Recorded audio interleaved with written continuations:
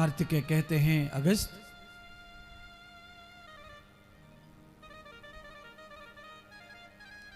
महर्षि रैवत पत्नी सहित बहुत दुखी और रोने लगे। रोते रोते उन्होंने परमात्मा से, भगवती से यह प्रार्थना की कि जगत में किसी भी मनुष्य को पुत्र नहीं होना चाहिए, और इसीलिए नहीं होना चाहिए क्योंकि ये दुष्ट पुत्र जो मुझे प्राप्त हुआ है, सत्कर्म करके, शुभ कर्म करके, देवी का आराधना अनुष्ठान सब कुछ करके, ऐसा पुत्र अगर अनुष्ठान से पैदा होगा तो फिर दूसरे जो दुर्जन लोग हैं, अज्ञानी लोग हैं, आलसी लोग हैं, उनकी औलाद का क्या हाल होगा। इसलिए पुत्र मनुष्य को होना नहीं चाहिए, ऐसी प्रार्थना पति पत्नी करने लग गए भगवान से, भगवती से।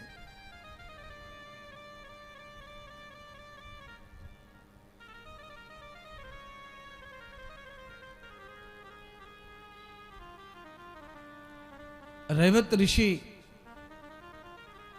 अपने पुत्र की वृथा लेकर के लोमस ऋषि के पास पहुंचे, जो परम प्रतापी महाज्ञानी थे, त्रिकालदर्शी थे।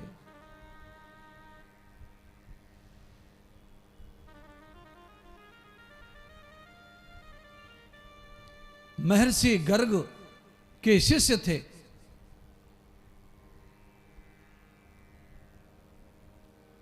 ये बात पता चली महर्षि गर्ग को। महर्षि गर्ग भी मलोमस ऋषि ने आमंत्रित किए, क्योंकि महर्षि रैवत की जो व्यथा है वो ऐसी है कि वो जल्दी दूर होनी चाहिए। गर्ग ऋषि ने आकर, गर्ग ऋषि त्रिकालदर्शी थे, बहुत बड़े ज्योतिष के विद्वान थे। गर्ग संहिता जो रची,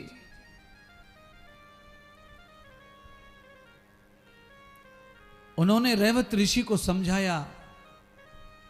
महर्षि रैवत ने गर्ग ऋषि से यह पूछा, महाराज ये व्यथा मेरे साथ कैसे जुड़ी? मैं तो तप, जप, ब्रह्मचर्य, साधना, जो भी कुछ नियम है वो सब मैंने पालन किए,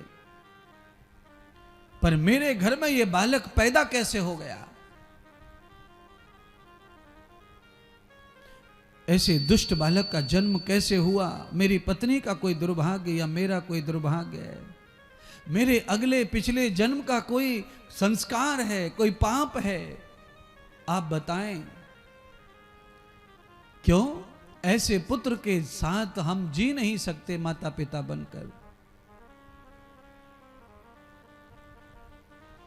ऋषियों की पत्नी का हरण करने वाला पुत्र,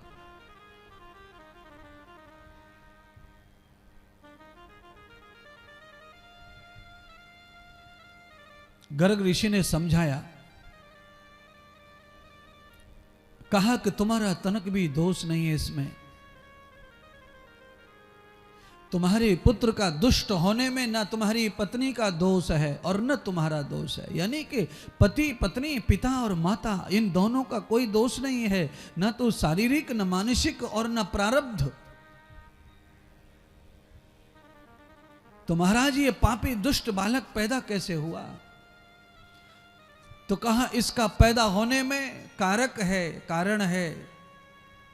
जिस समय तुम्हारे बालक का जन्म हो रहा था उस समय रेवती नक्षत्र गणांत था, और रेवती नक्षत्र गणांत होने के कारण तुम्हारे बालक का जन्म हुआ। उस जन्म में रेवती गणांत होने के कारण तुम्हारा जो बालक है उस नक्षत्र के प्रभाव से दुष्ट पैदा हुआ है, तुम्हारा कोई दोष नहीं है।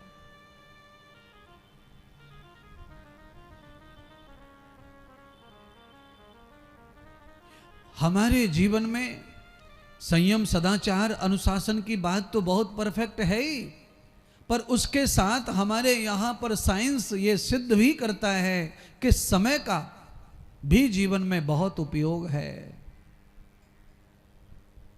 जीवन में कभी अच्छा समय आ जाए, आपका घर बन रहा है, एक तरफ आपके बच्चों का भला हो रहा है, आप जो भी सोच रहे हो वो काम पूरा हो रहा है, अगर इस तरह का समय आपके जीवन में आता हुआ दिख रहा हो तो आपको समझना चाहिए कि समस्त देवता इस समय हमारे ऊपर कृपा बरसा रहे हैं।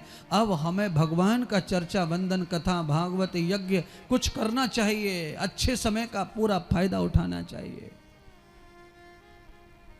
पर दुर्भाग्य है कि ज्यादा से ज्यादा लोग अच्छे समय को खाली भोगना चाहते हैं, उसका सदुपयोग नहीं करना चाहते।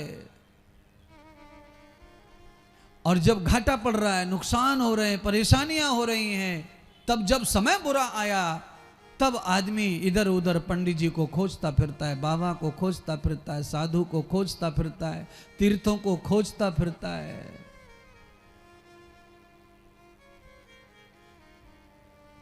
इसीलिए संतों ने बड़ी बड़ी वाणी लिखी हैं कि दुख में सुमिरन सब करें और सुख में करे न कोय। अरे जो सुख में सुमिरन करे तो काहे को दुख हो। इसीलिए शुभ समय चल रहा हो तो सब शुभ कर्म, सारे सत्कर्म करो।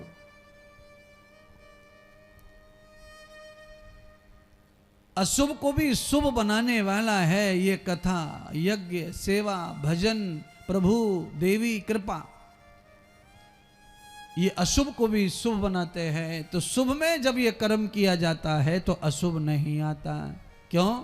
अच्छा बोलिए, घर बनाते समय खिड़कियां कांच की क्यों लगाई जाती हैं?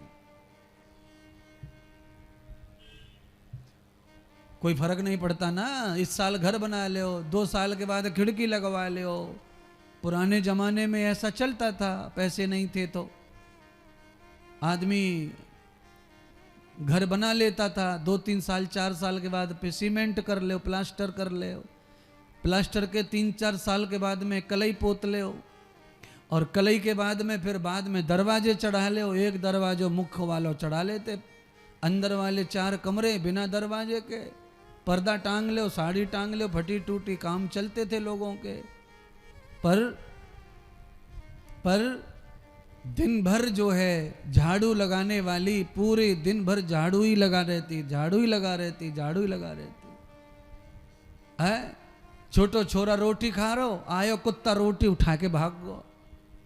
लाली दूध पी रही, बिल्ली आई दूध पी गई। क्यों? मुख्य दरवाजे पे भूल ज्यादा होती रहती है। सब खिड़की, सब दरवाजे समय पे ही लग जाएं घर के साथ साथ तो ये छोटे मोटे खतरे समाप्त हो जाते हैं। यानी कि धूल मिट्टी तिनका तक्कड़ मच्छर आना बंद हो जाता है खिड़की लगाने से। इसीलिए शुभ समय पर जब जीवन में खुशियों की बहार आई हो तब ही भागवत की, दान की, पूजा की, सेवा की, मंत्र की, भजन की खिड़कियां चारों तरफ से लगा दो, दरवाजे लगा दो। फिर खतरे का चांस कम हो जाता है, मिट्टी का चांस, धूल का चांस कम हो जाता है। इस साल घर, अगली साल खिड़की, तो बिल्ली सीधी जंप मारे घर में।